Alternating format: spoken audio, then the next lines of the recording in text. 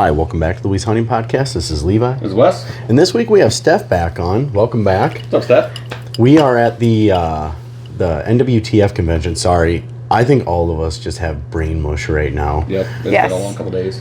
The recording missed a lot of shit talking, and all the shit talking was on Steph's end. Mm-hmm. Yeah. What do you think about it? The shit talking? The NWTF show. Well, I've never been, and I've always wanted to come because I love turkey hunting, and I like the energy of this kind of stuff. So I've really loved it. I am exhausted. This is my first day, but it's been a really great time, and I love this kind of thing. So I was walking around just a little bit before we came over to the booth to get you, or I came over to the booth to get you, and I was talking to some old guy, and he looked at me and kind of looked at, kind of had this mutual, and he goes, "How's it going, bud?" I'm like, it's going. He goes, "Yeah, I feel that." He goes, "How long you been here for?" I was like, "Oh, we got here Wednesday." He goes, "Ooh, boy." He's like, "You staying till Saturday too? Or Sunday, I meant?" And he goes, "Yeah." Or I said, "Jesus, see, you can tell." And I was like, "No, I ain't staying that late. We're leaving tomorrow in the morning." And he's like, "I am so jealous of you." He's one of the vendors at, I think it was KTN calls or something like that. And as we're having a nice, good conversation, some kid walks up besides us. He's probably 16 years old and just wah, wah, wah, wah, calling on one of the calls. And the look on his face, he was just so, like, he was defeated. He's like, "Oh my God." I could just tell he didn't want to be there anymore. Yep. But is that kind of like where you're at, or you just want to stay here like a chihuahua hanging out with, everybody? Yeah. No, I think I'm like on the chihuahua side a little bit. I'm a little tired right now, but it was funny to me. People we didn't know from anything would just walk by our booth and go, "It's going to be worse tomorrow," and then walk away. Because it is. Yeah, they're like, "It's going to be crazy." I'm like, "Okay." And I didn't think today was that bad. Like, I actually walked around. I'm here with Sisterhood of the Outdoors, helping them at their booth this weekend, and then networking with people for like all the other things that I'm involved in and do and everything. So I actually walked around and just like talked to people today, and like that's where I'm best. Don't keep me sitting still too long. So They just let me free, and like I just went up to women and talked to them. The energy just starts building. Yeah. It just starts shaking just from all the energy. Yeah. Like I thought I was gonna short circuit when I walked in. Like the first turkey call, and I'm like, I love it. You ever seen Over the Hedge? Yes. The little squirrel, and they give him energy drink, and the world like stops. Yes. That's Steph at the show. Yeah, that's my spirit animal for sure. Yeah. Is the calls? Well, I guess you're kind of where you're at. It's fairly quiet for calling. Yeah, we're by the band, so it goes from like very chill to like very loud. Because the music's been great, but just talking and like screaming, and everyone here pretty much shoots guns, so half of us are deaf anyway, or about to be. What? Yeah, exactly. I notice like my age, and because when I'm talking to people, I'm like taking my left ear and like bringing it to people when they're talking to me. It's so dumb. It's bad, and everyone's doing it. We're all like talking like this to each other the whole time. It cracks me up. Give him my good ear. Yeah. Pretty much. And it's like that. Yeah, no, I tell you what though, I think the next time we come here, Wes and I have kind of already decided that it's going to be like Thursday. We'll get here Wednesday, Thursday, enjoy the show, maybe enjoy a little bit of it on Friday, and just get the hell out. Yeah. Yeah, pitter patter, skedatter, yes. Yeah. It is. We love it. It's a lot of fun. They do a really nice job, but it is just so much the whole time. Yeah, it is a lot. I don't know. I kind of I feel like I'm built for this a little bit. Maybe you're just a baby. Yeah. We agreed the shit talking was going to stop once the radio or the. I don't think that we said that. No, we didn't say that. I like this because there was a guy last time we went out. Him and I were ganging up on him. Now we get ganging up on him. I don't get to do that very often. Yeah, you're just like a target. You're just easy to mess with. It's usually Sam Elliott, the grunge Sam Elliott. By the way, that is Wesley. We have determined that when we were down there at the booth. Stickers coming soon. Yeah, the mustache. Yep. It's like a statement piece. Seriously, like Yeah. I really think we got to make that the face of the Louise. I agree. Yes. I agree. Sunset behind me. This- Breeze. Yeah. Yep. Dude, you need long flowing I'm not ever getting long hair again. A long flowing mane like Sam Elliott has. Mold's not coming back. Ooh, yeah, the Sam Elliott hair though would Yeah. look I can't sweet pull with it the off. Oh, with yeah, your you- mustache now. You have new confidence. It's a new you. It's a new Wes. Yeah. Huh? Now he's a like, new no, Wes. I'm not listening to either of you. I'm not gonna do that. Mustache and long hair can't go. Can't. Yeah. Nope. It'd be a lot cooler if you did, but anyways. Anyway. What? Then I was gonna say next weekend I like to pace myself because I just never stop talking. You're fine. No, I mean in general, and I just Like at the show. yeah, and so because like next weekend is Pheasant Fest, and then there's some sort of expo like or banquet for me until turkey season, Nice.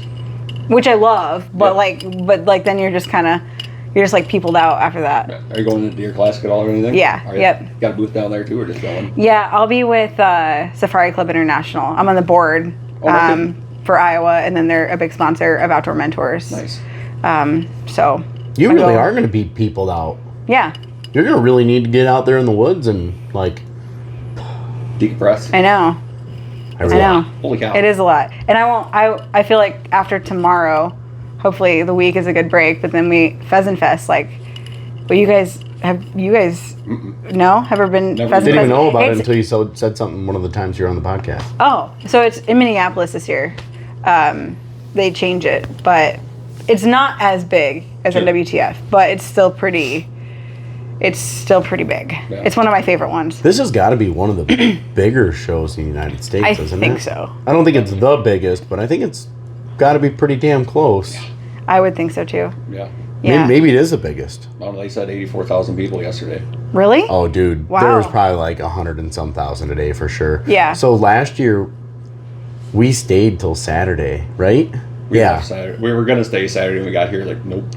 Yeah. So Saturday last year was like what today is.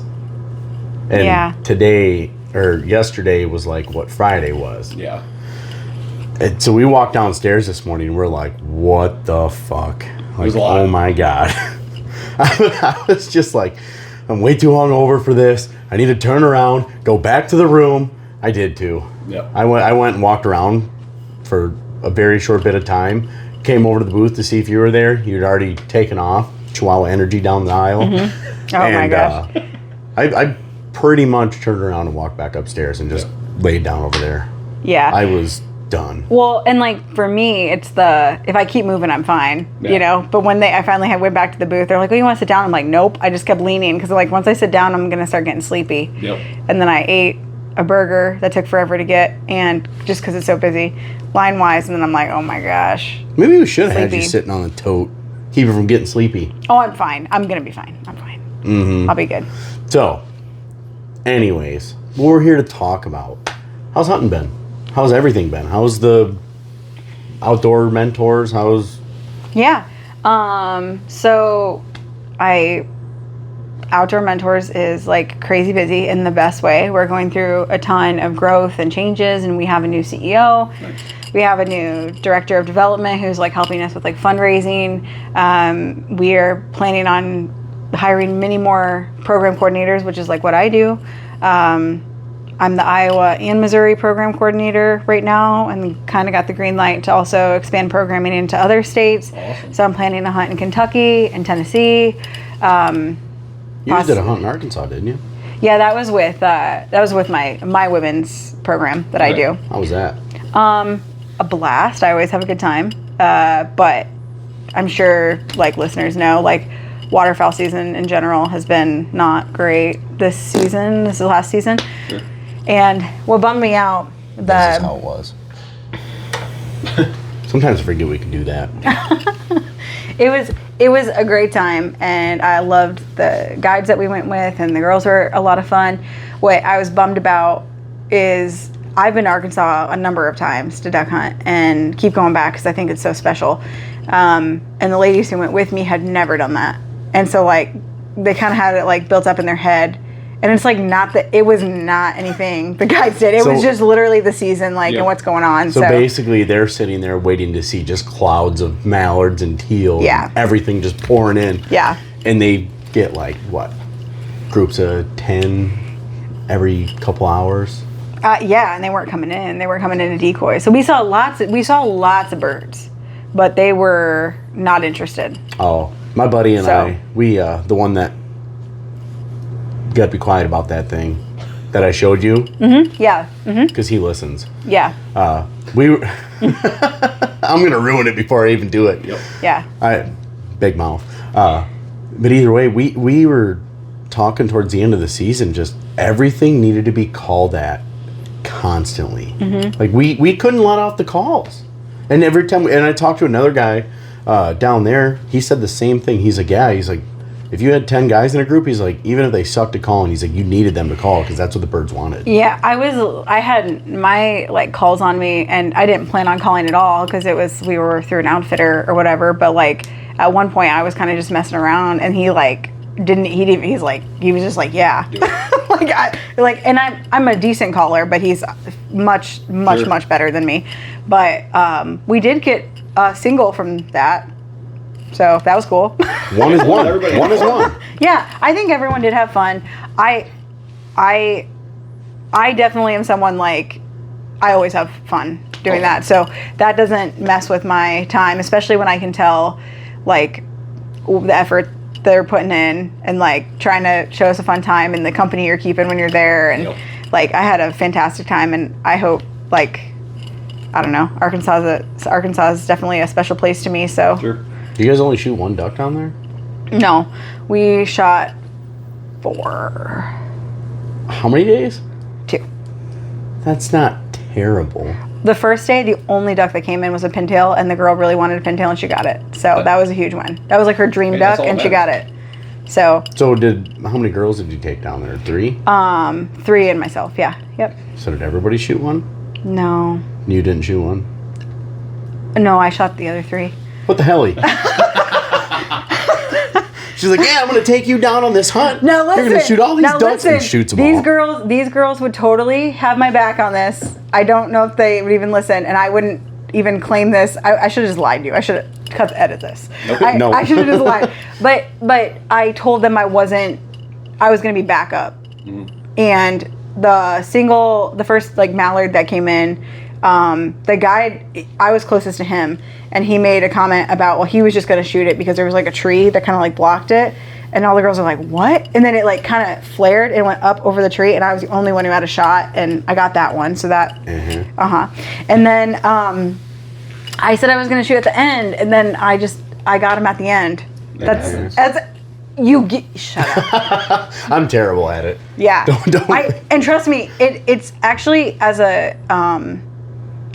a host, maybe not everyone's like this. I'm definitely like this. Like, it doesn't actually. It's kind of a bummer when you do that when you're taking people, because like, I almost didn't even want to shoot because it's not the same feeling like when I get them, because then I feel like I took it away from them even though I didn't. Does that make sense? Like, or I'm having success and they're not, and like that makes me feel kind of bad.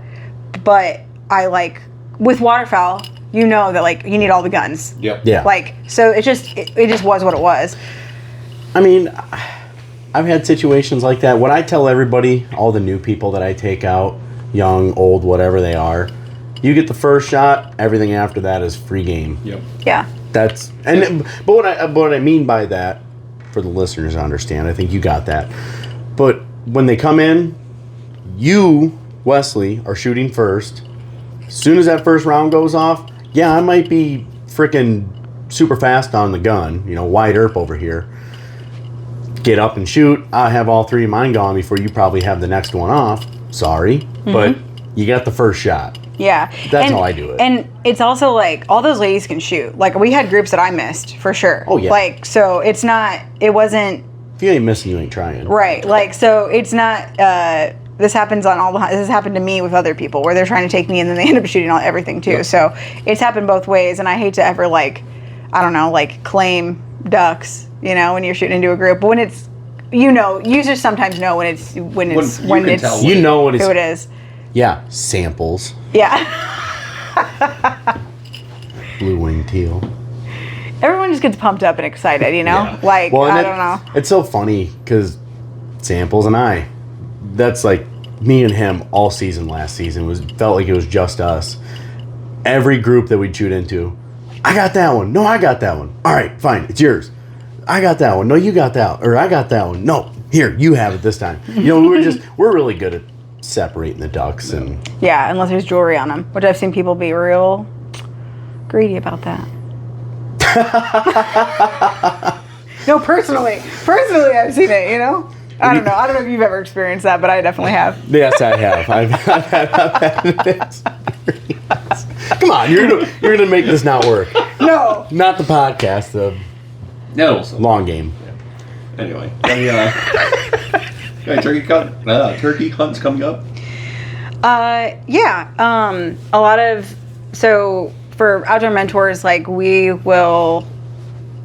I have a goal of like over 40 turkey hunts in Iowa, but I would personally I would love to see. I think we could easily do 100 for kids in Iowa. That's awesome. I just think people will get really excited to take kids turkey hunting. Like, it's just a fun way to introduce people and stuff. And so I'm hoping we'll have a really big spring for Outdoor Mentors, and then I'm going to go to Kentucky to turkey hunt with some ladies this year. I'd love to, at the end of the season, try to get to Wisconsin, because at the end, one of my coworkers in Wisconsin, he's always like, you can get 3-4 tags, and you can shoot a ton of turkeys as a non-resident in Wisconsin near the end of the season. So I'd like to sneak over there too. Heck yeah. But we'll see what actually happens, because by the time I take so many people, or I love it, but I go as many days as I can. So Heck yeah. Yeah. Sometimes going out a lot, and you're just getting so close every time, but you just don't finish the hunt the way you want to, can burn you out so bad. That was my deer season last year. It was a rough one. Oh yeah. From the second weekend of October to the end of first season shotgun, it was every weekend, sun up to sundown. That's hard. Yeah. Did you have a season like that recently, or no? This was the least amount I've ever deer hunted ever, which I've decided, I know one of you feels one way and one feels the other. I'm pretty sure. But I love deer hunting, but I would give it up before I'd give up bird hunting or whatever. You're goddamn right. Yeah, but not going really bummed me out. I only sat twice, and then I'm like, man, I didn't even hardly try. And so I said that this next season I'm gonna bird hunt with my dogs, and I'm gonna deer hunt this year. Heck yeah. Hell yeah. And that's what I'm gonna do, because it's hard to love everything. Yep. Because then you just end up not being very good at any of it. Well, that's something that I found out, because I wanted to be the what is that? The master of none. Jack of all trades? The Jack of master of none. Yeah. I wanted to do that with hunting. And I mean, don't get me wrong, I can deer hunt. To me, it's not as exciting. And I figured out that if you want to be really, really good at something, you got to focus only on that during that time. I don't do anything but duck and goose hunt when that time comes. I will say it was a good deer season, just going up with Tom and get my dad out last year. Yeah. I kind of thought this year should have been a deer year, though.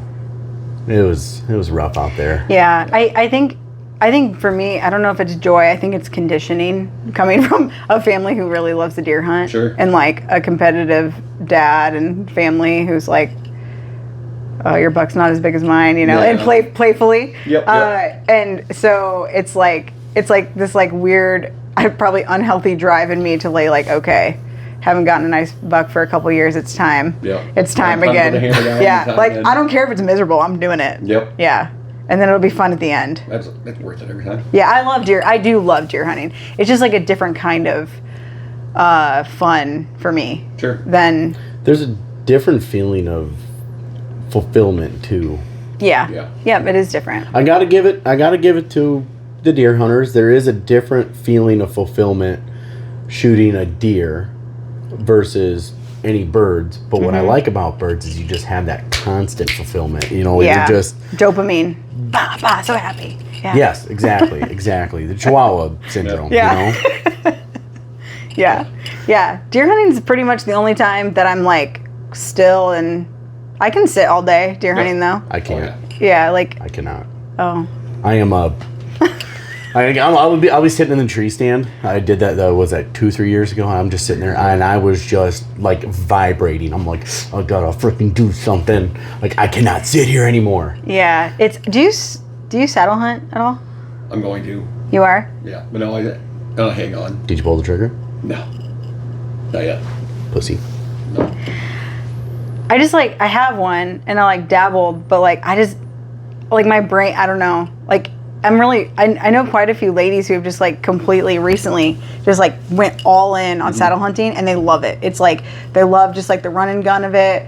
And like some of these ladies are like newer-ish to deer hunting and they're just hardcore, have gotten some super nice bucks. And like I was like, okay, stop your whining.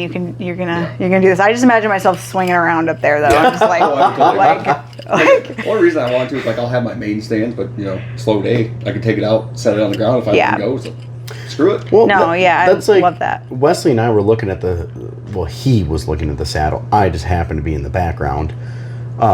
We were looking at him, and I said to him, I was like, dude, you have so much private ground that you can nail the deer down, and okay, this is where you're gonna be at some point. Yeah. For sure. Within a day or two. It's like, how do you justify an $1,100 buy, when you have private land like that, and you don't ever go hunt public land anymore? We don't have to hang as many stands.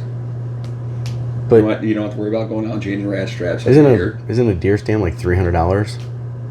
Yeah, but it's like time and work though. Yeah.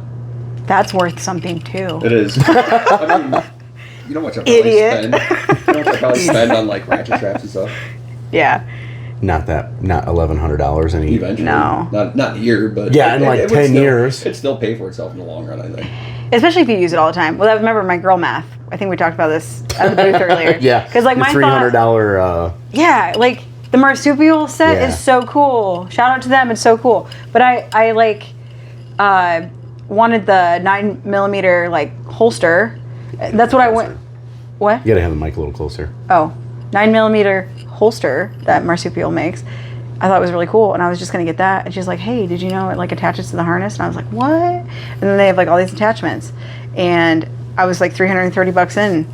I didn't buy it, but like that's what I want. Yeah.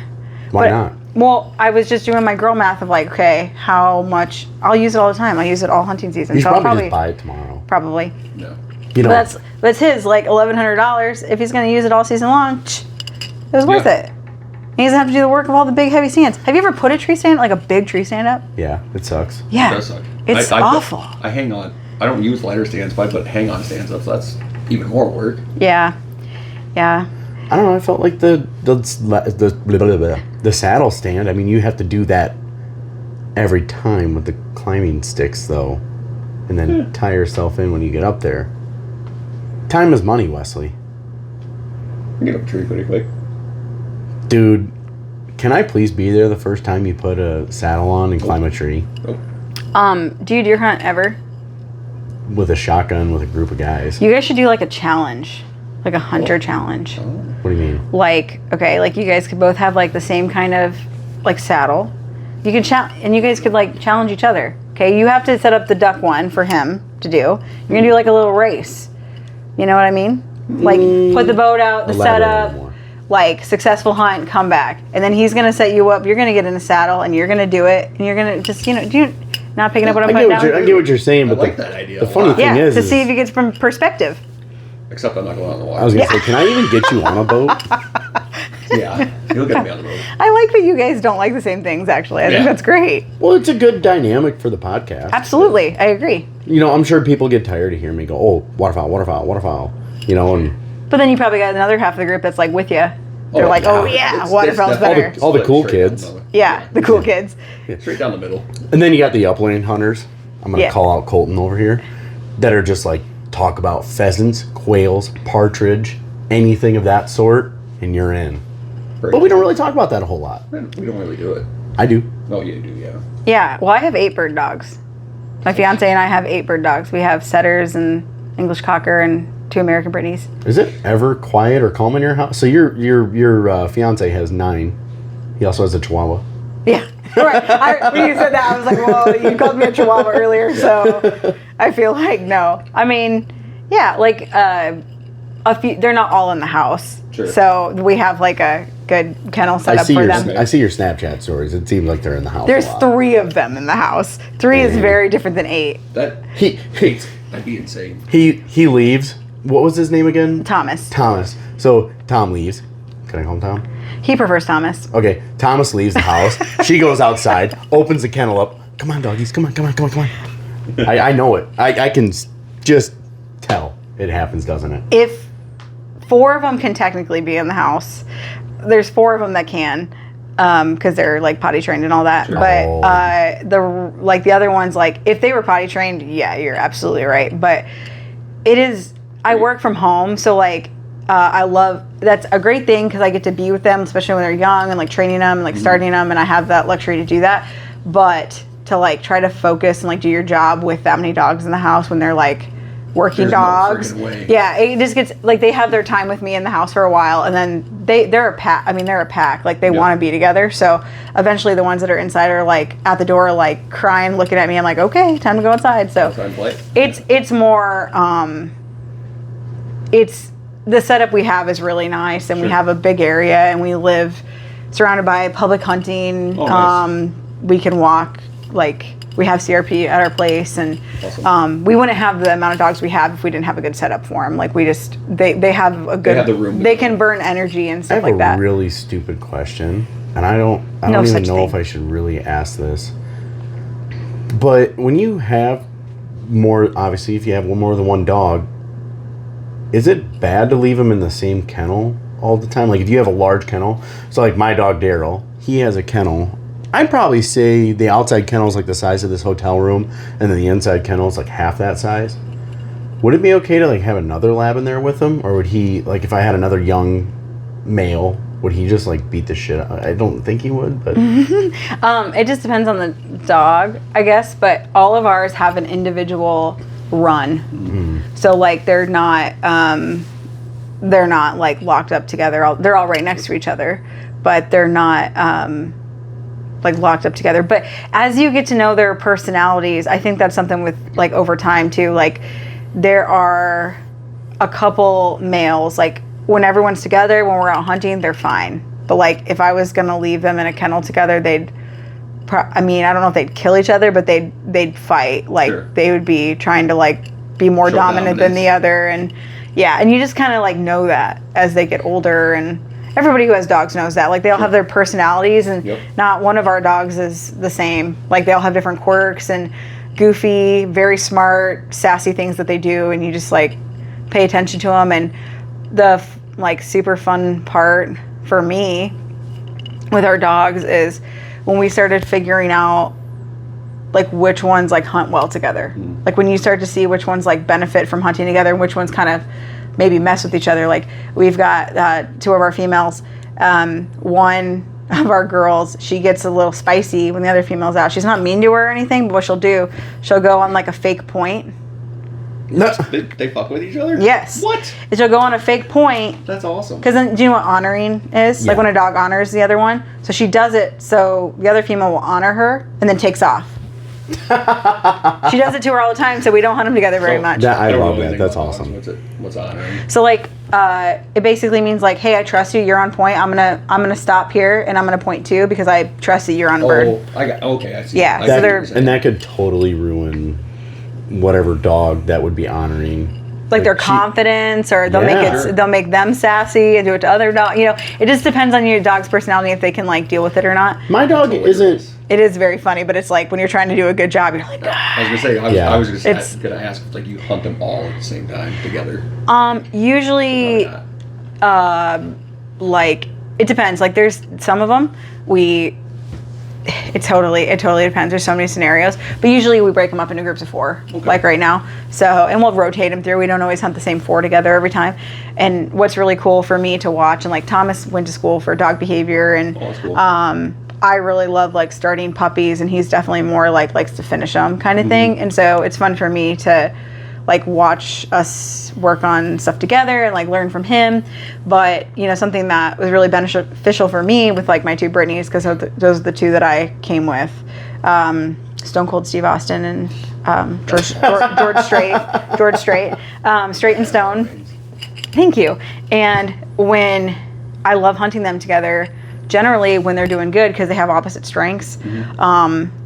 And you know, sometimes you would think that's a benefit, but they're brothers and they're only a year apart, and like they love each other, but they're definitely competitive. And like Straight is way more cocky and way more confident, and like Stone is a little bit more timid initially. So like I thought Straight was going to give him confidence, but what it did, it made Stone guess himself. So then I started hunting them separately. So I started I either separated them with other dogs, or I would just take Straight, and then I would just take Stone. And then what that did was, one, Straight will get less cocky and he'll hunt with me. Because like you want him to be like hunting with you, not going 400 yards away, right? Because that's his thing. He's like, oh, there's a bird over here. I'm going to get to it before anybody else does. Where Stone will hunt closer to me, but he's a little bit more timid. When I started separating them, Straight calmed down, and Stone now is like super confident and is such a good bird dog. So that's cool. And that's like stuff that I get excited to learn as a handler, and then be better for my dogs, because then they get better. And that's just, it's like nerdy, but it's really cool to experience. Yeah. So I was only asking that because in a couple of years, now that Daryl is a year and 9 months, I have to start looking towards the future. Sadly, dogs can't live forever, which they should be able to. But I know, you know, at that 8-year mark, you know, with waterfowl, gets a little tough on a dog. Sure. You know, I don't, you know, about that 8-year mark with waterfowl dogs is what I've been told. Right at 10 years, you really shouldn't be hunting a dog anymore. Right. So now that Daryl's almost 2 years old, I'm going to start looking into more puppies and trying to decide what I want next. And I'll probably do that in another 2 years. Right. Yeah. You know, I figure when he's in his prime at 4 years old. And he can teach whatever other dog you get. Yeah. In a way. It might be a good thing to have him teach some of the stuff. But at the same time, I've heard it the opposite way, where you could have a dog that could be trained perfectly, and then as soon as it gets around a different dog and it starts learning its ways, its bad habits, that it can actually ruin your dog. And that's exactly with like Straight and Stone. Stone's younger, and like it in general, like obedience, like house stuff, it was easier with Stone because Straight was already trained. So he like picked up on potty training and like taking his food nice and like random things like that. But in the field, it was different. It wasn't actually helping Stone. It was hurting his confidence. And so it's exactly what you're saying. So then when I removed him, he had the skill set. He just needed to just be with Mom and do his thing with no one else around. And I'm so proud. Like, I don't know. This year, he is such a badass little dog. Like, that's cool. And that's what I needed to do, was separate him from his brother. So we're going to name this episode Hating on Samples. Because I'm going to bring up Samples again. He has a dog. Her name is Cash. Great dog. Does an awesome job. But last year, absolutely hilarious, and I didn't know dogs would do this. Instead of running to go get the birds, Cash would walk at her own pace. If she had to swim, she would swim fast. But if Cash wanted to, she was walking. She would not run. She would not hurry up. She sees that bird, doop, doop, doop, doop, just, Perfect dog for him. Literally. If you knew Samples, you'd totally understand. Poor guy. I don't even know you. He's a great guy. Like I told you, I would trust him with basically anything in my life. Aww. So he is a great guy. He's just a little backwoods brush ape. Same. Same. So, I told them I'm like 65% more likely to derive from a Neanderthal than the rest That of is hilarious. the I United didn't think we were going to States, bring that up. Nope. Yeah, I didn't think I was already going to forgot either, about but the ape thing made me remember it. I thought it was confidential. Yeah, no. No, I think 23andMe got bought, and I think all of that stuff is pretty public now if they wanted to find it.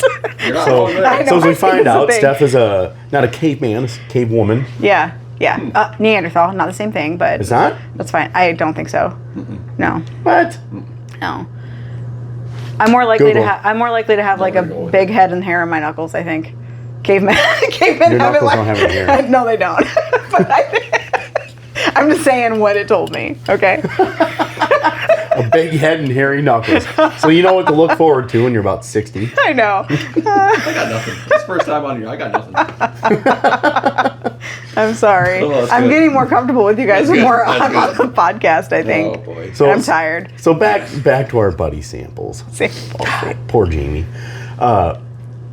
His dog just doesn't give a shit. He's like, come on! She just... But she does her job. Sounds like. Just at her pace. Well, she must have been upset with him. Oh. Because I also like to hunt my dog with his dog, just so that way he can learn retrieving a little better. Because I know you probably don't understand. You might teach a dog how to retrieve and, the release word and everything, but they don't know what a duck or goose is until they have been there multiple times. It's not a one-time, okay, Daryl, boom, he go gets the duck. No, it's, okay, Daryl, and you get up and you walk out with them. I don't know if you've ever had to do a whole lot of that. Maybe you definitely are a better trainer than me, but that's my experience so far. And, but we were hunting Cash and Daryl together a lot, and I feel like she got pissed off at Samples. And the one day we were out hunting, and she, like 40 yards away, so this duck had just gone, just 150 yards just flew away. She went and picked it up and came back, like, I wouldn't say 40 yards, probably 20 yards from the blind, dropped the duck and walked back and got into her kennel and wouldn't go back and get the duck. That's funny. She just I do walking. think female dogs in general, like, females are just superior in all species, but they're just really smart. And they're really smart, but they're petty. Like my female dogs, like they'll mess with each other, and I just think that's a characteristic of female dogs that I've always seen. Like they're So that just comes stock across the board. I had a pit bull female. She was 14 and a half when she died, and she was the same exact way. Oh, I didn't know that dog died. Yeah. Oh, that's sad. Put her down anyway. Oh, Anyway. I remember that. Yeah. Yeah, same thing. She was devious. yeah, like she knows, like females know how to manipulate. But I didn't know dogs would do that though. Yeah, That's it's it's funny to see, but it's like irritating if you need him to do something. He was so pissed Yeah. off. He's like, God damn it, Cash. He's like, pick up the duck. She just Awesome. didn't give a shit. Just would not listen to him at that point. That's hilarious. I honestly just thought dogs, were pretty much obedient because I think Daryl's just too stupid. He's an extremely intelligent dog. He's just dumb. You know what I'm saying? I do. He's just doppy. Yeah, derpy. Yeah, derpy. Yeah, Yeah. Perfect dog for you. Literally, That dog is you in a dog form. Yeah, he's my little doggy soulmate. Aww. I love that dog. Yeah. Aww. I just love dogs. I love all their personalities, whether they're a hunting or working dog or not. I just think they're fascinating. Like when you figure out what their little goofy things are. They're smart. Daryl is Wesley. Extremely intelligent, really derpy. Probably the only time you've ever been called intelligent.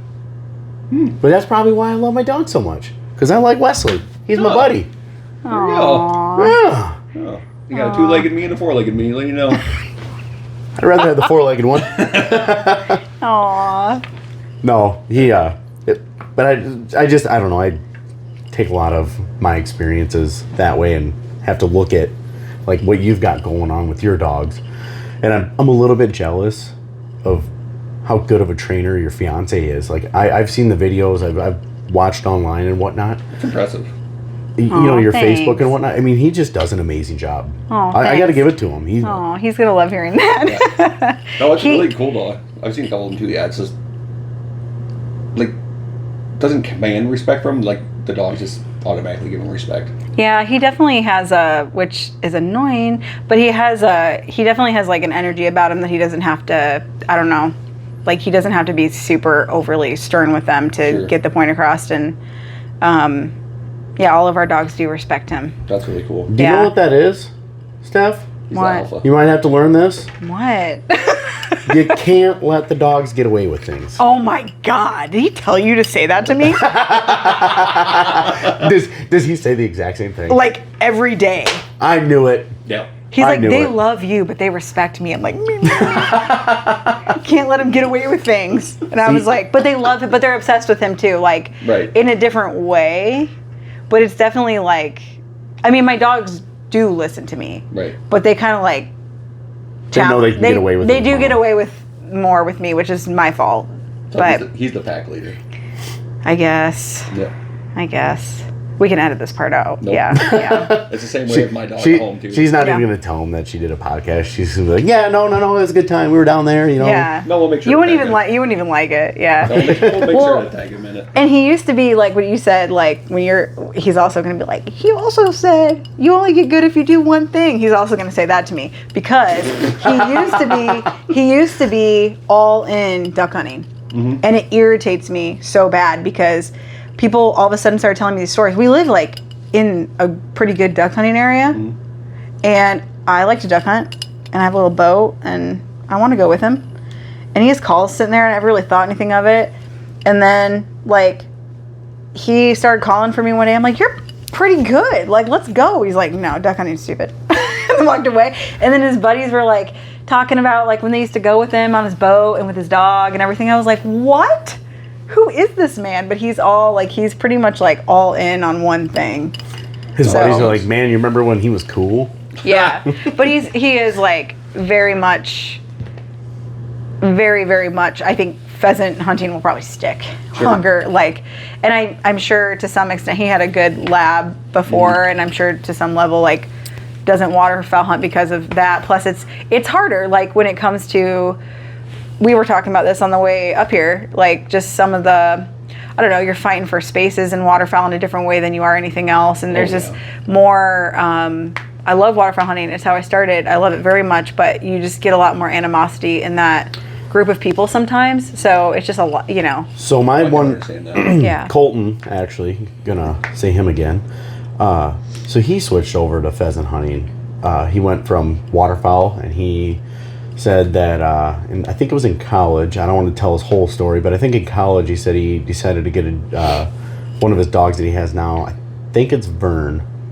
Could be wrong. I think Vern's the special one. So maybe it's Wally. No, seriously. Like, Yeah. I'm not gonna say it on here. I'll say it after the podcast. Yeah. What the Yeah. vet said was wrong with it. Aw. So either way, he said he switched from waterfowl to pheasant because he doesn't have to get up at 2 o'clock in the morning anymore. 3 o'clock, 1 o'clock, whatever the hell it is. He doesn't have to argue with people, fight with people. Oh, this is my spot.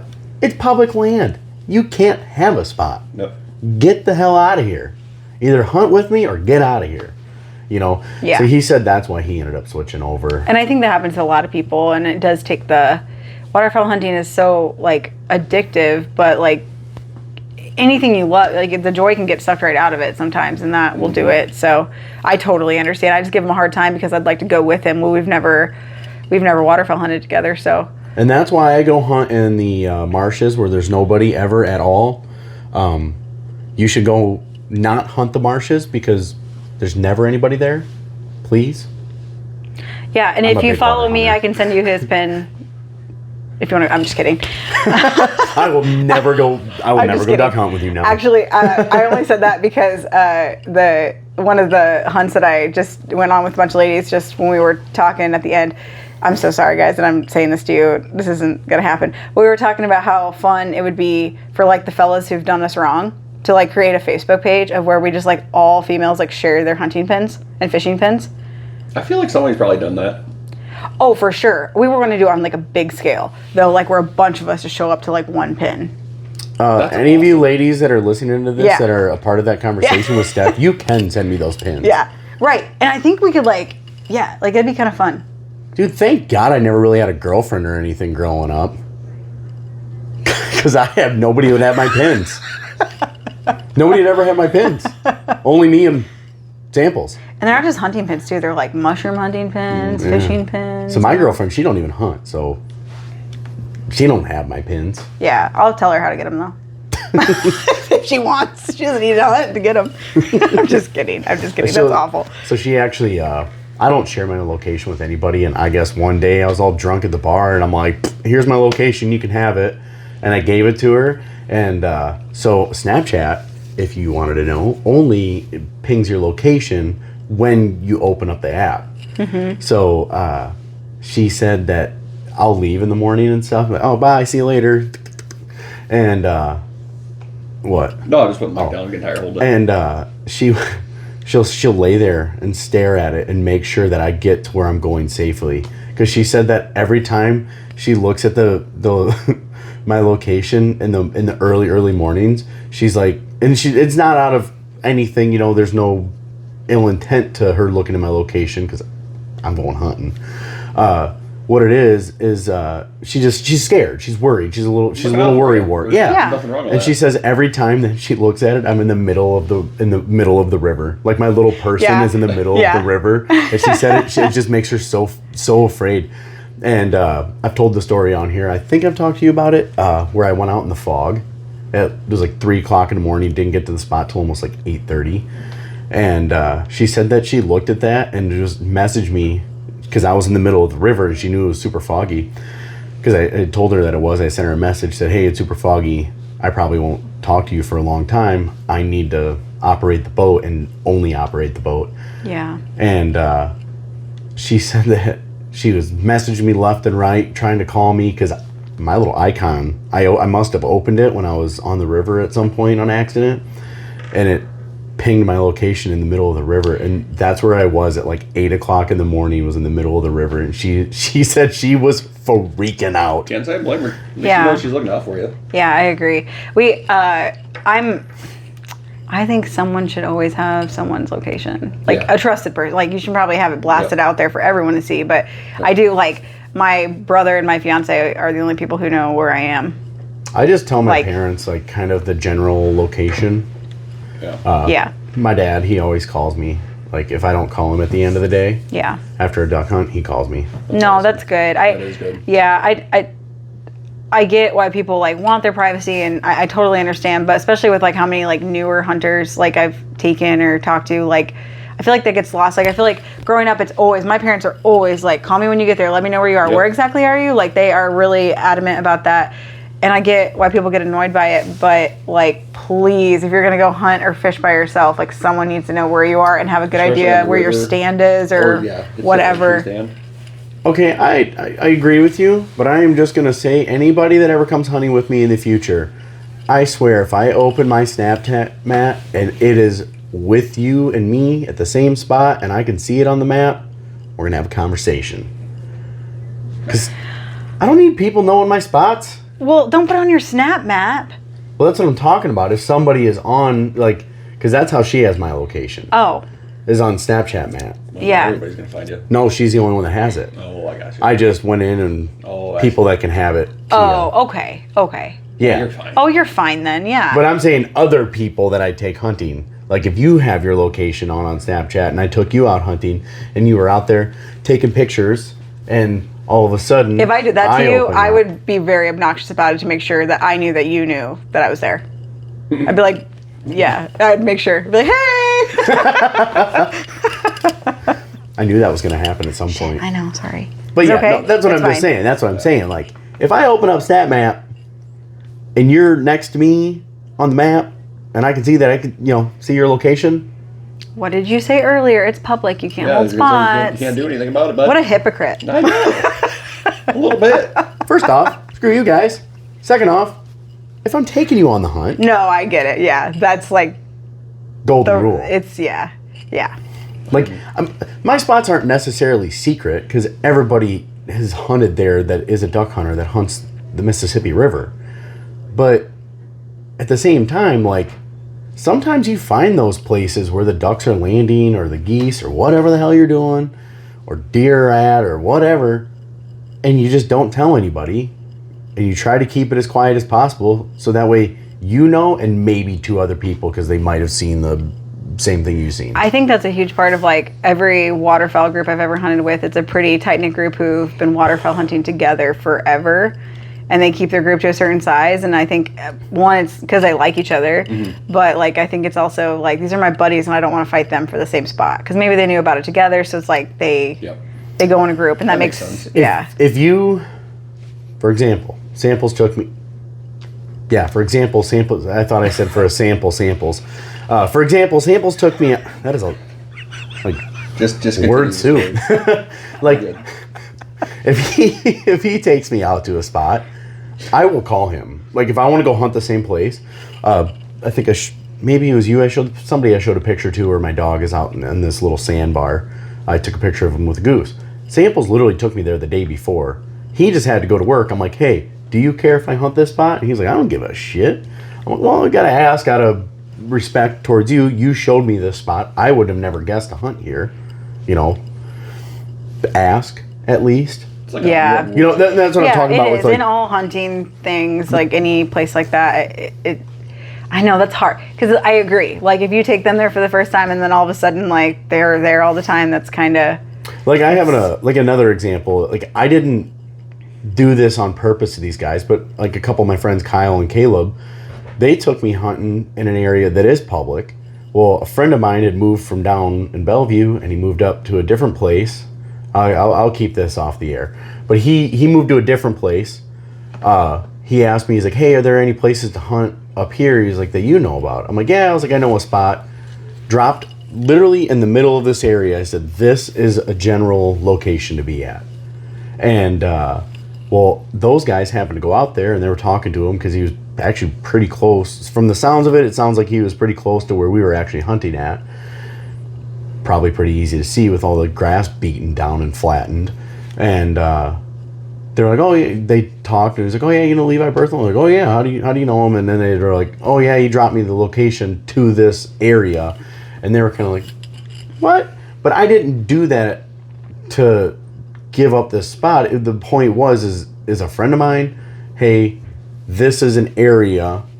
I didn't drop a pin where we were hunting, but I dropped a pin in the middle of that area. And I'm like, you can go hunt here. So like, I feel like that wasn't, I don't feel like that was against the rules, like the unwritten rules. Yeah. Maybe it was. I don't know. I know they were kind of a little bit upset, but they didn't really say anything. Yeah. See, I'm the complete opposite. I don't care. I'm going to take it. Come back. Let's go. I know. I don't really I care. generally like don't either. I think it would just upset me if they never talked to me about it. That would like they don't have to ask my permission, but like right. they're not even like telling me, hey, I went out there. Like that would make me kind of sad. That would like bum me out. But generally because I want to see them do well. Like if I took them, like I want to like hear about it. I want to see it. I'm not trying to like put you on a spot and then you never talk to me again. Like I want to see you keep doing well. So like that would kind of bum me out. And I've experienced that like once. Sure. But they didn't like necessarily not want to hunt with me again. I mean, maybe they don't. I don't know. Because we've hunted again since that happened. Because they actually said something to me the next time we hunted together. Kyle was like, hey. He's like, what the hell, man? And he explained to me his side of the story was that he didn't want more traffic up there. And I just explained to him, I was like, dude, my buddy just moved up there. Like, he's just asking places. Yeah. And Kyle, if you're listening to this, I'm not saying sorry. yeah, actually, we had an experience like I'll try to like keep details out, but like going to another state to like upland hunt, for example. We're not from that state. We're non-residents. So like our buddy that lives in that state like helped put us on a couple good spots, but like out of respect of like we also had friends in that state outside of him who knew we were coming to town, but the spots he put us on, they were public, but they're kind of like these like spots that don't get hunted a lot, right? Little honey holes. So then we like out of respect, the right thing was if we were going to hit those honey holes, we weren't going to take our other local friends because it was different because we're non-residents because we're going to go once a year for a couple days, Right. versus people who live nearby. If we take them there and they live in the state, they're going to start going all the time. Oh, so didn't like, even know this was here. right. And then like, that's like a hard, like I get where people get bent out of shape. I've had people get mad at me before because like an example was like, hey, next time you go goose hunting, I really want to go goose hunting with you or whatever. And I'm like, yeah, absolutely. But then I went goose hunting and then they were mad. But the particular property I went on that I got permission on, I only had permission to go with my brother. Right. So like, it wasn't I didn't want to go with you. It's like, we had some time. The only people who had permission was my brother and I, because it was like a family friend. Right. So like sometimes like in social That's media, definitely different. yeah, social media and like hearing that can kind of like tick people off and they don't understand the whole story. Like Yep. I have tons of permission, actually, but a lot of the permission I have, I can only take kids. Right. Like- There's actually You can walk out there with a group. Yeah, I can't take my buddy. I can't take my dad. I can't, you know, I can't hunt myself even. There's a lot of permission I have where I can only take kids, but I can't actually shoot a turkey myself or something, you know? Yep. So, Yeah, I've actually run into a lot of people that talk about like how they lose friendships over oh yeah. people taking spots. I'm like, why? Like, Yeah. who cares? Yeah. It's just a spot. There's Yeah. a million of them out Yeah. there. Yeah. And I understand that maybe this is like one of your favorite spots because you shot a shitload of geese there or a shitload of ducks or whatever. It ain't something to lose a friendship over. No, that's ridiculous. No, I don't understand that part of the culture of hunting. I agree. Like, I don't get that. Why? I agree. I feel this might sound, I don't know if this is going to come out right, but sometimes like when I put stuff out there about like, hey, like looking for people to take, you know, women hunting, kids hunting, whatever, like mentoring, like let's keep teaching new hunters. Like every once in a while I will get a response that's like, we don't need any more hunters. And like I professionally, that. yeah, like, and I professionally, and it's usually in a waterfowl group that says that, which really bums me out. That sucks. But they're just more vocal. Like we talked about this. Like it's not that I'm not hating on waterfowl. Like I said, I love waterfowl hunting. It's just like they're just more possessive because they kind of have to be, and I understand. Sure. I But- think the waterfowl world gets a little over dramatic. Yeah, Bunch of little sissies. yeah. It's a weird time. As I am a waterfowl hunter. Yeah. But it's a like perspective. Like I guess when I talk to friends in other states, like I hear such different perspectives on that. But like my thing is, and this might sound egotistical. I don't know. Like my thing is like I want there definitely to be more hunters, Oh, but yeah. just number wise. Think about like how many people you take hunting, and introduce to hunting. The whole point is to make them an advocate for the space. Like if they stick with it, hopefully they stick with it and they hunt and then they give money back and they raise a family that also wants to do that. That's like the best case scenario. Yep. But the number of people who actually like stick with it and hunt all the time is so rare. So like the chances of someone who maybe uses your spot one or two times, like are they gonna become like this like hardcore person who goes there all the time? Probably not. No. Like it's not gonna happen that often. So that's why I always think it's weird when people get so bent out of shape. I'm like, it's like less than 10% of the U.S. are hunters, and like it's such a tiny number of people who hunt more than like 10 days a year. Yeah. So like like make these advocates, show them why it's special, because people don't protect things they don't know about. So if they don't know about it, So at least if they've experienced once, it gives them a way different perspective. yeah, and they'll fall in love with it. Maybe that one duck hunt you took them on was one of the coolest things they've ever done. Maybe they never do it again, but now they think it's special. Yeah. And now then they'll advocate for more. Yes, and they'll love it forever. And I Yeah. think that's where people like, I think it bums me out that more Yeah. people don't want to do that sometimes, because I think they could like, corny, but you could like change the world if you just took more people and did that. And honestly, it hurts the hunting industry doing that. Yeah, If you have a mindset like that. yeah, Yeah. Oh, absolutely. Yeah. It does. yeah, No, the more hunters we have, the more advocacy we have to have more land in Iowa. yeah. So I'm just going to talk about Iowa specifically, since we talked about it on one of the previous podcasts with Rob Sand. How little conservation land there is. WMAs, even refuges that I'm not really a fan of refuges. I think they're kind of dumb. I understand them, but I just can't get behind the fact of a refuge. And just but all these government-owned lands that are public property. In the state of Iowa, we just have nothing. There's if you look at every other state, Iowa's number 49.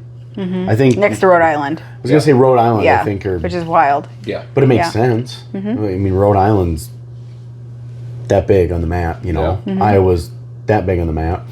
We should have way more land. Yeah, But then you run into the problem of farmers. If you're taking away from the farmland. Well, no, not really. Like, were you really gonna farm this bluff? You know, where you're really going to go farm in a marsh, that you're going to drain the marsh, you're going to tile it, and then you're probably never going to plant it again. You're just going to turn it into a pasture. And I might get like so much hate for saying this, but like I think it definitely depends where you live in the state. And I know this is not going to maybe be a popular opinion. I don't personally feel that public land is that overran, except for dove season and opening day. Oh, opening days. I don't even hardly ever hunt the opening day. Like, I don't either, because I love that other people love it, and because it's like a holiday, and then they get together, they camp out, they drink, and do all these things. I think that's great, but like for me, I don't want to like fight for space. Give it a couple days, and then like there's nobody out there. Get rid of your weekend warriors. Yeah. And I do run into other people on public land outside of those days, but it's not like overran, and where I am. So that might not be everyone's experience. You know what I find is really funny? Duck hunting is super busy the first half. You know, you get the split in there. Second half, once the rut comes, done. There's like nobody out there. It's only the serious duck hunters. Yeah. And living in Iowa, I mean, even if you're not like a big deer hunter, like the rut is special. So like it draws people in who don't necessarily like they hunt, but it's like that's like their one time is the rut. So because Iowa just has, you can't help it. Like if you're from Iowa, you can't help it. Iowa does not have big deer. Please stop coming here and leasing property. Right. I am a hater on leasing property. Do you lease property? No. I was going to make fun of you did. So I was actually having a conversation with this guy from Cedar Rapids the one time. You know where Cedar Rapids is, don't you? Yeah, I lived there for like 11 years, yeah. Gross. Sorry. Wow. So I was talking to... Sorry. I'm mad for you. Remember when we talked about long game? Yeah. Yeah. Nice. Yeah. Uh-oh. Years. I'll wait years. I can help you on this. Yeah. Hey, no. We're like 86 years old. Got you. So anyways, I was talking to this guy from Cedar Rapids, and I was dogging people that leased hunting ground. I was like, they're the worst people because you're taking away from everybody that had. We were talking about traditions earlier on the way up here. What the leased hunters do is you take away from the real tradition and what hunting truly is. Yeah. You know, you're taking away from the point of providing for your family in a quote-unquote cheaper way. It can be cheaper if you do it all by yourself. But in the same aspect, you say providing for your family, you know. The farmer is providing for their family. Yeah. They need the extra money. Well, dude, and to play devil's advocate, dude, if I'm a farmer and I don't hunt, and some idiot's going to pay me $50,000 a year, him and his 3 buddies, to come and hunt my property, sure. Right. You can't blame them for that. Right. Like, Hey, I understand. Thanks, you're an idiot. No. I think, but then you have places like, I'm not going to say his name, but a buddy of ours, his dad leases land, but the reason his dad leases land is so that way he knows he has a place for him, his kids, his grandkids, and so on. Yeah. But so I feel like leasing like that might be a little different because they're actually leasing to provide for themselves. But a lot of these leases are just leasing so that way they can shoot large Iowa bucks. And we know we all have. We know we have them. I mean, didn't you walk down there and look at the mounds? Little baby deer. Except for the only place that didn't have little deer was quite literally the Southeast Iowa Outfitters. What the hell was that? I clipped the thing down. Oh. My bad. Well, yeah. Like, I generally would agree with like most of what you're saying, I think, because they're pricing hunting out. It's making it like a rich man's sport, basically. Yeah. It's like what you're saying. Yeah. Yeah. But then it's like I would challenge it's taken away from like what hunting is. Like growing up for me, like hunting shows and what they projected what hunting is. Like those guys weren't on public land. They just started doing public land like shows and videos now. Yeah. None of those guys were ever on public land. They were always on private land. Yeah. Oh, you're talking about like the shows that we watched growing up? Yeah. Like Here he comes. Yeah. Oh, yeah. Those guys. Yeah. If you want to know a little secret about that industry, a lot of those deer were shot illegally. That makes sense. We had It doesn't shock me, actually, which makes me sad. It's beyond being able to do anything about it. So any game wardens listening, don't worry about it. This was 20-some years ago, 30-some years ago, I'm sure. But we had a guy on that was talking about that, and he said you would be surprised how many times, like, a turkey was shot and they had to set it up. Well, he was the one talking about putting strings on the turkey. They put strings on the turkey to make it look like it was flopping. Yeah, because they missed the kill shot. Oh, really? And that was literally like the kill shot was edited in on a different hunt. And the turkey was already done flopping. It was like 20 minutes after the turkey's already been dead, and they tied strings to it and they made it look like it was flopping. Like, that takes away from it. Yeah. So much. Yeah. And they didn't poach the bird. Yeah. They just happened to be going along and, oh shit, bang, shot it. You know how hunting is. Yeah. It isn't always perfectly set up where you're in this magical little bubble. Yep. Oh, wow, here comes a turkey from 400 yards away. Yeah, I had that experience this year, or last season. But it doesn't always happen like that. Right. You know, I've literally walked up, looked at turkey in the eyes, stood there, didn't move, because I'm like, oh shit, I can't move. It was like 18 yards away from me. It looked at me, it was like, oh shit, I can't move. And then I just turned around and walked away. Yeah. Like, if it happened to have been like a film and I would have shot that bird, they would have had to do something about it. Yeah. So. Yeah. Mixed reviews, but generally speaking, like the way shows are now, like YouTube channels, like social media, like how they show hunting, because I grew up in the era of, I loved hunting shows. I still loved them, even though like I'm kind of making fun of them a little bit. Like I still watched them. That's what we did every single Sunday as a family.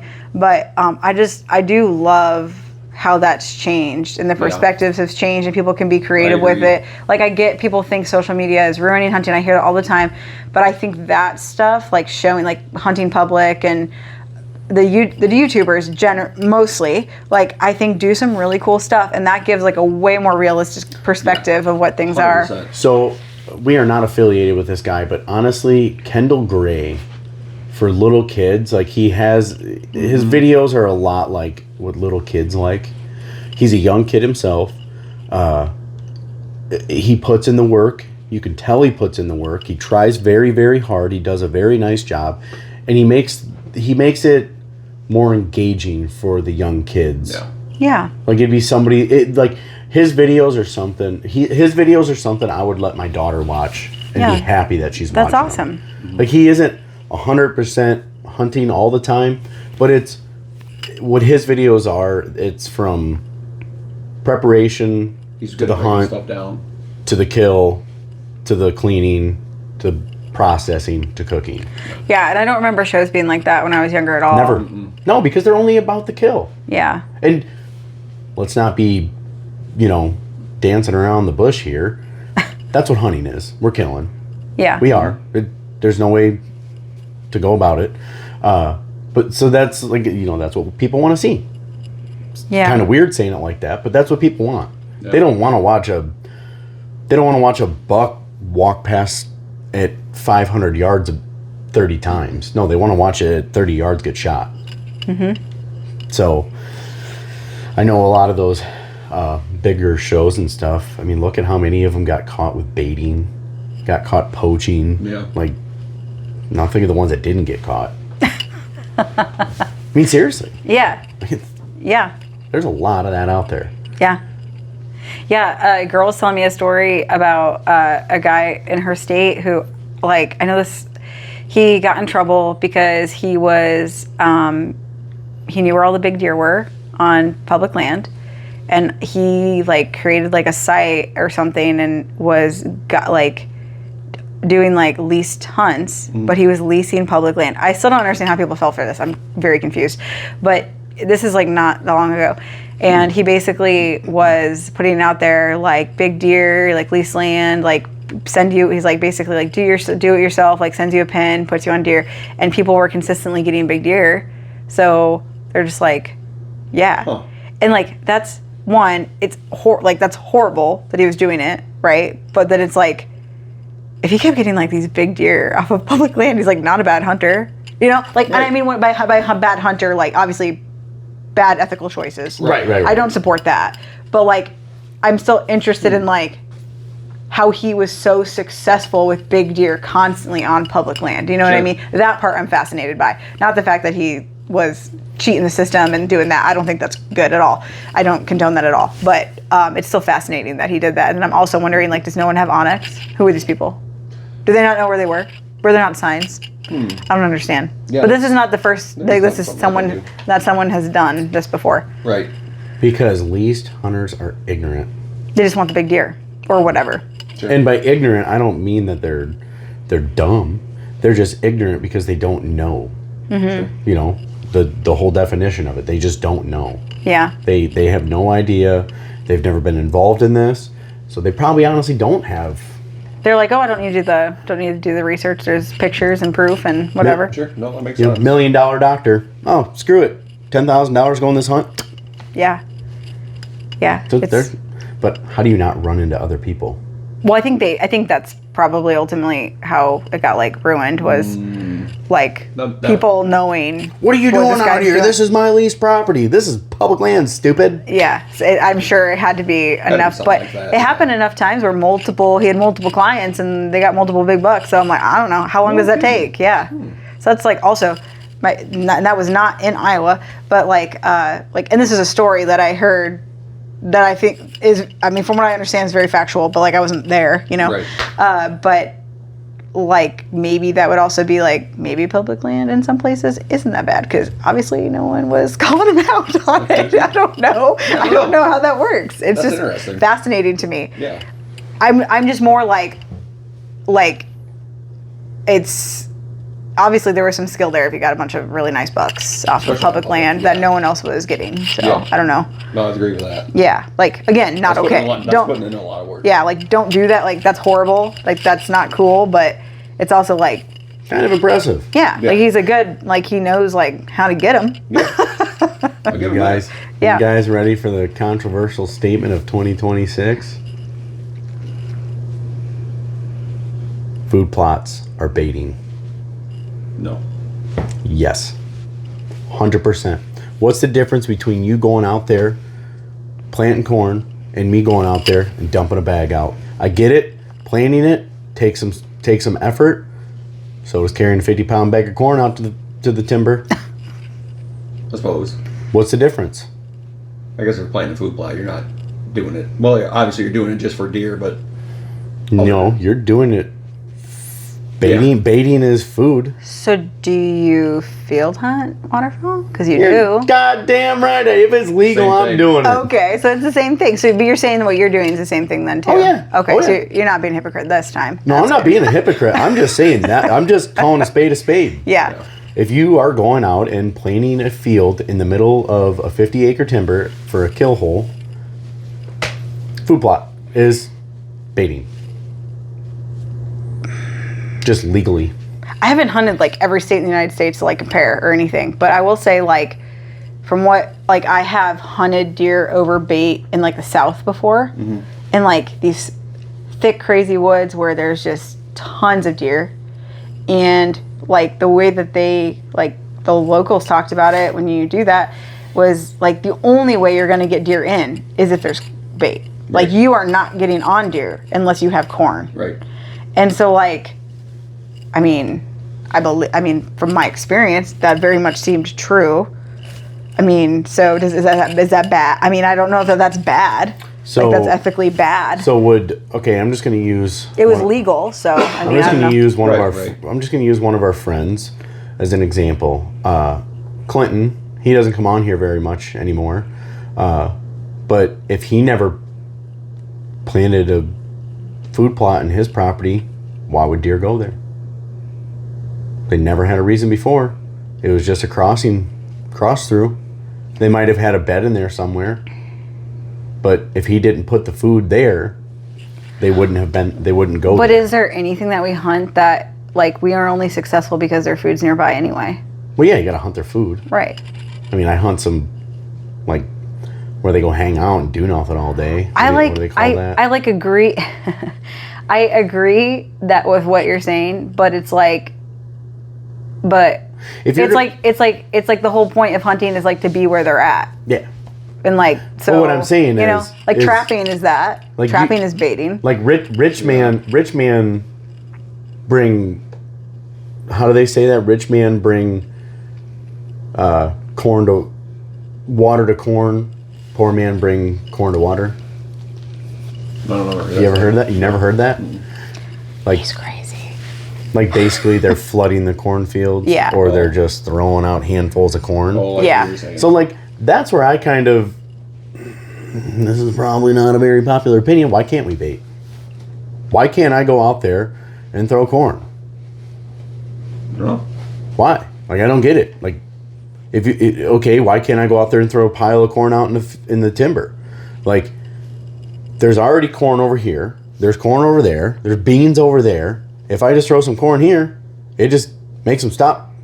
And if you're going to tell me it's a CWD or any other diseases, they frickin' live together. I don't know. They're homies. They do deer things or duck things, you know. If they're gonna get a disease, they're gonna get it somewhere, and it's not from that bait pile. I know so many people argue about this. Like, this is like an argument I see online like all the time, and I just like to scroll I like to troll the comments. I don't usually engage, but I think it's interesting because like regionally it's different. Yeah. And then I don't know. There's not any states that are geographically similar to Iowa that you could bait that I can think of. Like, I don't think you bait anywhere in the north, can you? Bear. I think it's all. Well, yeah, bear. Yeah, I think bear. You pretty much have to. Don't know anything about it, so. I don't either. But it seems like a southern thing. yeah, but. And maybe I'm just like a bad hunter, but like I am. Like I've hunted deer over bait in a couple of southern states. Sure.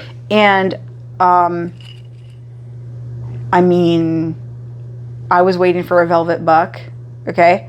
And I had plenty of does that came in to the corn, and no mature buck came in because they knew. I mean, they got mature for a reason, so there's still like a chase. They're not idiots. There's still a chase, a chase there. So like, I don't know, like I think it's just all about perspective and where you're from. Because I always think it's funny, like when people from different parts of the United States argue with people from Iowa about like that same point. Like it's just perspective. I don't know. Like it's just perspective. Like I understand why we can't be baiting in the water because of if you throw a shitload of corn out and it gets soggy, the fish actually won't even eat it. right. So now Because you're hurting like an ecosystem on top of that. Yeah, you're actually hurting the ecosystem. But Yeah. you ain't hurting the timber by throwing a handful of corn out there. Yeah, technically, like in Iowa, like if you have like a salt block out, like during the off season, like you need to also like now like dig it all out. Like when you remove it, you can't technically like legally, just so everyone knows, like, and, you know, all laws are written like gray, right? Yep. But I've been told this by an officer before. So like if I had a salt block all year and now it's the season, I remove that block, I am still illegal, like, because that's like on the ground. Like they can It's in the absolutely, soil. yeah, it's in the soil. So now you need to Dig it out. put new soil. Yep. I think I've heard something like that before. I think I've heard that. But I don't think like a bucket of water is baiting, which I think is interesting. I just like heard someone talk about that the other day. Oh, I see people do the tubs in the ground all the time. And that's not baiting. How not? I think it is actually, It is baiting. but it's just water, so I don't know. I don't know. But just corn. I didn't. It's just salt. We have gotten so far away from turkeys. Yep. Oh, dude, it's totally fine. That's what I love about this podcast. We just talk about whatever the hell we want. Oh, okay, turkeys coming in, picking that corn. It's just corn. I am an opportunist. I like to just like, I don't know. So like we've talked on here, like I don't think electronic spinning wings and all of that shit should be legal either for duck hunting. But I tell you what, I'm out there using it. It's legal. If it's going to be legal, I'm going to use it because it's an advantage. Do I think it's right? No. Am I going to not use it? Sometimes, because some, situations. But dude, if it's legal, I'm doing it. Sure. So like, Yeah. we've got this, like you said, opportunist thing, but it's kind of like this, I don't know what the words I'm looking for that I want to say about this, but But we just talked about, the high pie thing that's coming to Iowa. It's gonna. If you ask me, high-powered rifles are coming to Iowa for deer hunting soon. Think so? Oh yeah, straight wall cartridge is opening the door. Really? I think so. Maybe. Okay, you can hunt with a 357 rifle. Right. That is a rifle. Yeah. Yeah. Why not introduce the high pies? I don't know. They have more knockdown power, more, is that inertia, right? Is that the word? Kinetic energy. Kinetic energy. They have more everything. And I mean, if you're taking a safe shot no matter what, you should be shooting into something that has a backstop. Yeah, but there's... So the population density argument shouldn't be there. I just don't think it would, just because of the big groups, maybe. And with AR platforms, unless they put, I don't know. They group hunt in Wisconsin. Yeah. Unless they put... They have high pies. Yeah, unless they put in law that it would have to be like a bolt action high-powered rifle, and not like a, AR. I don't know. So me going out and buying a 15 round magazine I'm for just... 450 is any different than having a 223 AR platform? I don't know. I could see if they did do that. I could see something like that happening. I'm Well- playing devil advocate. But you get my point here. I do. See, and then like on this point, like it's probably where I'm a hypocrite, like because it's probably kind of a similar thing. Like when I do gun hunt deer, like because I grew up bow hunting so much and I prefer bow hunting, I do like animals to do the thing, right? Like I like them to do the dance. I like them to come in like broadside, whatever that's going to look like, whatever animal you're going after. That made me laugh. I like the animals to do the thing. The thing. Like, Yeah, strutting, we coming understand, we in, understand. strutting and drumming and, like they're coming in broadside to their deer and they're in a certain yardage and like, you're not like taking this like 300 Hail yard Mary shot. I do not, in the right situation, I would absolutely shoot, like, I think it's great. People who rifle hunt, long distance animals, like, I think that's great, especially like meat in the freezer, like the adventure, the experience. I do not argue that is wrong or Absolutely anything. not. You're still putting in the work. Yeah, still putting in the work. You still have to know your weapon. Like, I think there's something to, like, I love that. Like, I love bow hunting, but I also love learning a muzzleloader and, like, getting good with, like, different things or whatever. Absolutely. So I respect it. But because because I started, like, as a bow hunter first, as a deer hunter, I was, like, just wanted to be different than my family. And so, like, I was a bow hunter. Like, every time I go shotgun hunting with my family, like, I'll talk about, like, sometimes a deer that's, like, 100 yards away or something like that. And sometimes, like, there's probably deer I probably should have shot. Yeah. But I just, like, it's not that I'm not confident in my shot. It's just, like, I'm not interested in shooting it that far because I love them coming in. And I usually don't need meat in my freezer enough to be selfish. Selfish isn't the right word, but, like, selfish enough to, like, shoot that deer that far. I'm not saying that's selfish. I can't think of the right word. But do you know what I mean? I do. Like, I want him to come in. I know what you mean, because to me, I think starting out bow hunting, this is just on the deer side. Like, I think starting out bow hunting, going to switching in a gun, I think starting as a bow hunter makes you a more ethical hunter. Because I gotta argue that. I know, I'm just saying. Bow hunting doesn't add to your ethics. Your ethics are taught, learned and taught by your elders or people. Right. Because then I know the argument is, like, there's more... But I get what it you're makes you saying. more conscious of your shots. Like, you want that deer, This is like where people will argue back and forth on the shot thing, but I also think, so, like, where I really do agree with what you're saying is, I'm sorry if that was far away and I'm talking that way. Like, what I really agree with what you're saying is, like, and what I think you're trying to say too is, like, it's like almost like the fair chase thing. Like, you're getting in their domain. Yes. Like, they're 100 yards away, you're not in their domain. Yeah. Like, they're skirting you most of the time. Yeah. Like, they probably know you're there, or they're not coming over there for a reason. That is not in the sense of, like, what hunting is, like, being in their spot. Yes. That is not, and I'm not saying you're not a hunter. I'm just saying, like, that's not... It's your preference, I guess. Yeah, like, I want to trick them, right? Like, I want to...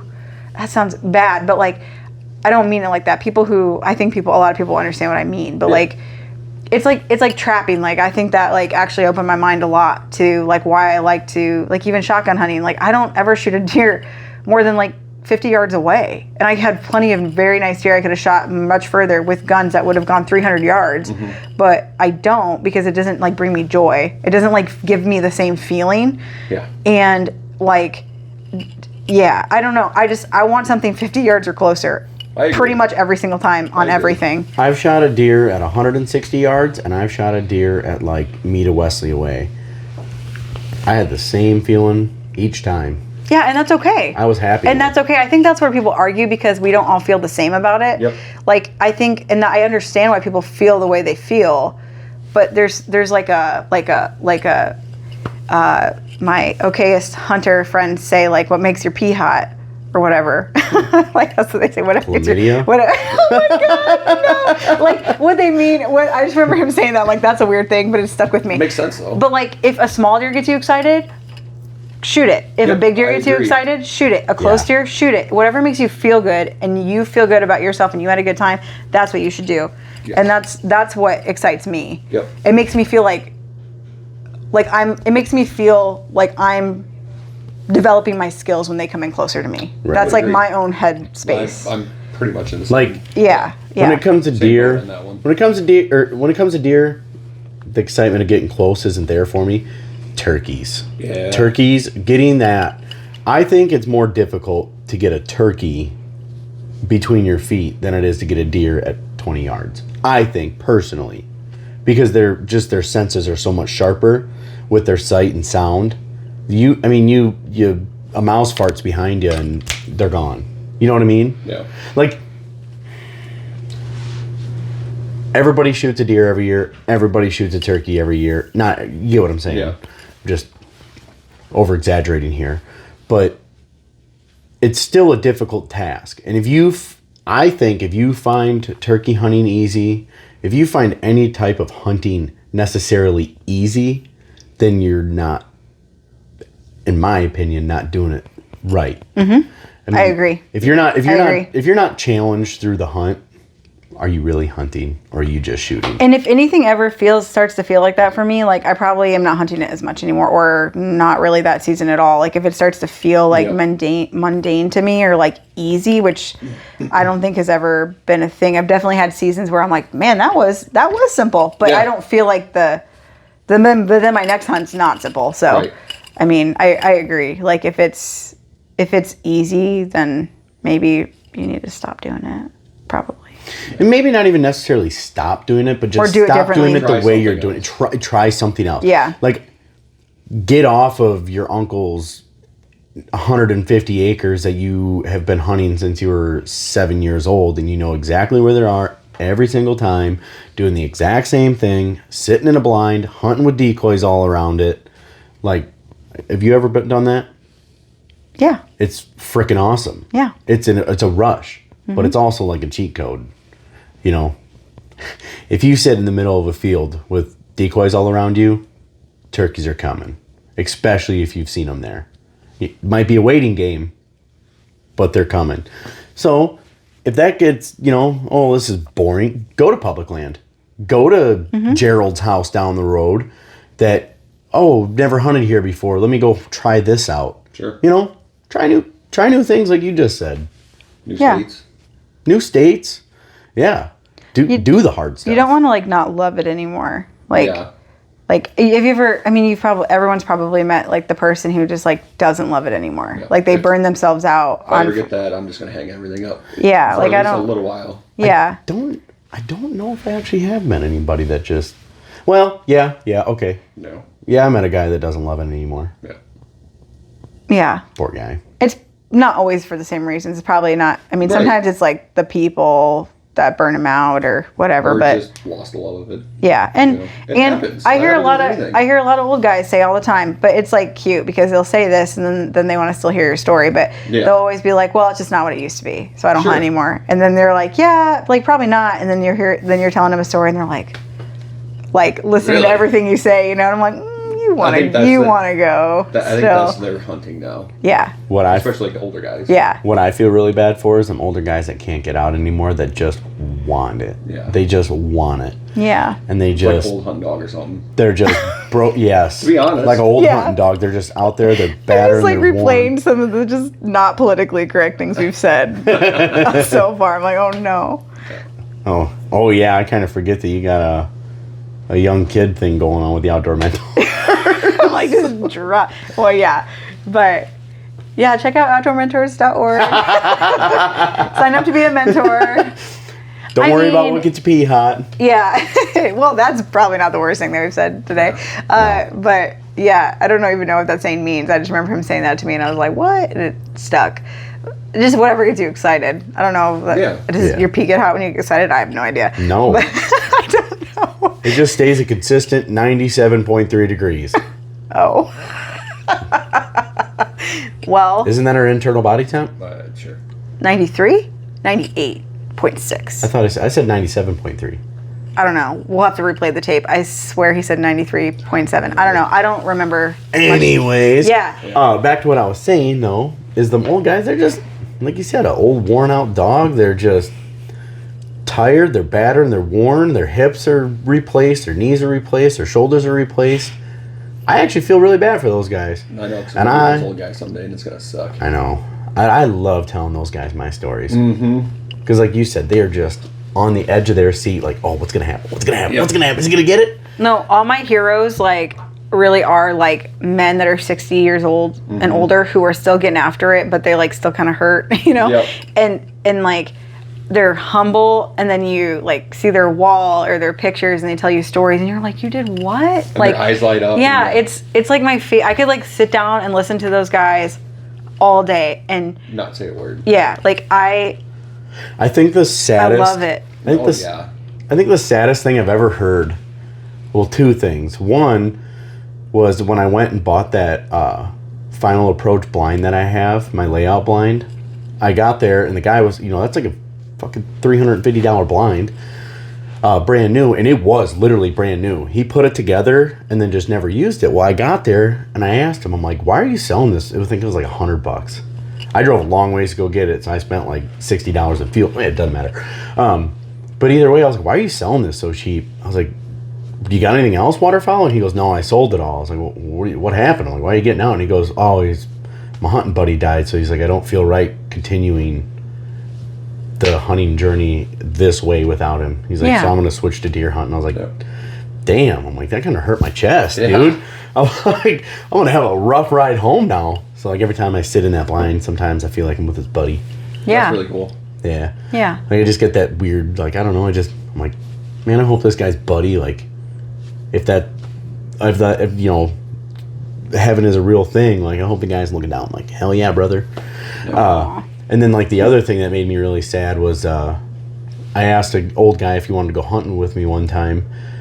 We were just in the parking lot together. I was like, you can come in my boat, or, I'll hop in with you. And he's like, I normally would. He's like, but, he's like, I got a special hunt. I was like, why? What's that? And he started showing me pictures of him and his buddy just died of cancer, and they were going to go hunting that season, and he had a bunch of cigars bought, and they were going to smoke all these cigars on every hunt and do all these good things together and just have a good time. And he's like, then he died of pancreatic cancer. He's like, I got to do this by myself. I'm like, damn, dude. I'm like, that's understandable. I was like, I don't even want to go hunting anymore, dude. Like, fuck. Like, you just killed my spirit. But it was, obviously he was doing his thing. But yeah, it was like the two saddest things I ever heard, and that's why I don't want to get old. Yep. That's why I love being in my 20s. Yeah. Barely.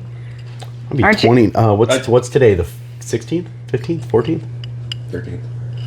I'll be 29 on the 19th. I don't know if it's the same for men as it is for women. It's probably the opposite. I think like your 30s, and I've always heard your 40s and 50s, like as a woman, is like actually the best. So like I think my 30s are way better so far than my 20s. I'm looking forward to my 30s. Yeah. Ain't so bad. Because I ain't going to be as much of a broke, child anymore. I don't go out as much. Yeah, and your brain will finally be developed. So that'll be good. When's that going to happen? I I think it's 25 and older, del- but for some men, it just takes longer. Did developing even start? Yeah. No, I just think like when you're, I don't know, I'm sure it's not, I just think in general, like in your 30s and 40s, you just start to become like, you just are like more of yourself. Like there's no more like, even if we don't mean to, like we're not trying to pretend to be anybody or anything or trying to figure ourselves out, whatever that looks like for people. Yeah. And you start to like yourself more too. And you, regardless of, I don't know, I just think there's something that happens in your 30s, and I've always heard 40s and 50s, it's actually like the sweet spot too. Like, because you can still usually like move around. Yeah, you can still do things. You actually are financially somewhat stable. Yep. You're, like you said, your brain's fully developed. You know, when is mine going to start? Who knows? And the things that used to bother you probably don't bother you. You might have new worries now, but it's just. Yeah. I'm worrying about going hunting next. Yeah, I was just gonna say, like, I don't live life by the year anymore. I live it by the season. Literally. Mm-hmm. Like, that's how I count my years now. So, I know I said it on the podcast, but I don't think I ever said this to you. I told a couple people downstairs. So, I told my girlfriend about how much I hunt, doing something that you love, you know, growing up. And I was like, I love hunting. I hunt a lot, this, that, and the other thing. And she goes, oh, yeah, you hunt a lot. And she's like, what do you mean by a lot? Like, once a year? I'm like, no, like, every waking chance that I'm possibly able to, like, I'm going to be scouting or hunting. And she didn't really, like, understand what I meant. Well, a couple weeks back, like a month ago, we were hanging out. She's like, oh, I'm so glad the duck season's over. I was like, why? And she's like, because now I get to hang out with you. I'm like, oh, well, we got this season going on now. And it was deer season. And she's like, what? I was like, yeah. I was like, we got deer season to go to now. And she's like, no, you told me duck hunting was it. I was like, no. Everything. And she goes, God, she's like, if I knew how much you, or how much time you wouldn't have spent with me during hunting seasons, she's like, I would have never dated you. I'm like, well, now you're stuck. Trapped her. Well, so we started dating at the end of turkey season, like towards the end of turkey season. So that's when things like slow down. So she didn't have that right away. Oh, poor girl. Just Poor girl's right. She made it through. She made it through a hunting season. She's made it through an entire hunting season. Yeah. Now she's stuck. No. You're not stuck. You can leave anytime. You can't. but I mean, you should have like a whole podcast about that subject, probably. With her? Oh, actually, that would be amazing. That would be amazing. Try to get my wife to do it too. Because like she doesn't hunt at all either, right? I got her out once last year duck hunting. She loved it, but she doesn't hunt. Yeah. I think I'm blessed that she. It's like she has her own like music stuff that she does. Yeah. And I will never say no unless it's like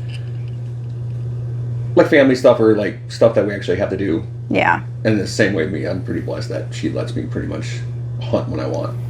I'm not I will do. Yeah. I will do. She knows that too. She hates it. Because I go do whatever the fuck I want. But I do it in a respectful way, because if there's family function, I will absolutely do what I have to do. Yeah. I think what's probably really shocking for people who don't hunt and then they are with someone who's like really into hunting, like doesn't just hunt like a little bit, you know? It's a life. It's a whole year thing, because like that's a hard thing for them to understand too, because there's stuff you're doing in the off season, and you're either thinking about it, talking about it, buying stuff, prepping stuff, like planning your season, whatever you like to do. Like it does. I mean, it's probably what you like to watch. It's probably what you like to consume and learn about, read about, whatever. So it really is like a year thing. If you're really into it, it's like it's an all the time thing. Hunting isn't a hobby; it's a lifestyle for us. Like for all sure. three of us in this room right now, it is a lifestyle. It is 100% part of our personality. It's who we are as people. Yeah. And like I make life decisions based on the season, based on literally the people I put in my life, like what I put my time into, like, and I know that sounds wild, but anyone who likes to run or like there's other hobbies that would like relate to as well. I think, yeah. Sports, like same thing. My non-hunting friends, they know when hunting season's coming around. Like they're like, we won't even make plans with you. Like, it's not out of disrespect. It's actually more respectful because they're thinking that, okay, he wants to go hunting anyway, so he's going to go hunting. He's going to tell us no to doing this or that or the other thing because, oh, I'm going to go hunting. You know, and they've actually told me, they're like, we get excited when you don't go hunting because now we actually get to hang out with you and go do stuff. Yeah. You know, but it's kind of nice. Like, even my friends know, hey, hunting season's coming up. We ain't going to see him. My grandma, so we get together every Sunday. He knows this, I don't know if you do, but we get together every Sunday at a family's house, wherever, play cards. And my grandma excuses me from Sundays because she knows I'm hunting. Oh. I'm the favorite. Yeah, because you're the baby of the family. Oh. God, on both sides. Yeah. Oh boy. I'm the baby of me and my sister. I'm the baby of all of the immediate cousins to grandma and grandpa on both sides. My mom and dad are both the babies too. Oh my gosh. Explains a lot. It makes it's very clear to me now what's going on. All right, we're ending the podcast. Stay safe, Joy. Thank you so much for having me. I'm kidding. No, maybe that was it. Well, it's a good place to end it. Yeah, because I think we would talk forever. Yeah, we're an hour and 40 minutes. So Really? My Yeah. ride probably left me. I was seriously. I don't know. I was sitting there thinking about that. I'm like, Oh, I you know, I wonder. gotta get to a ride. Uh-oh.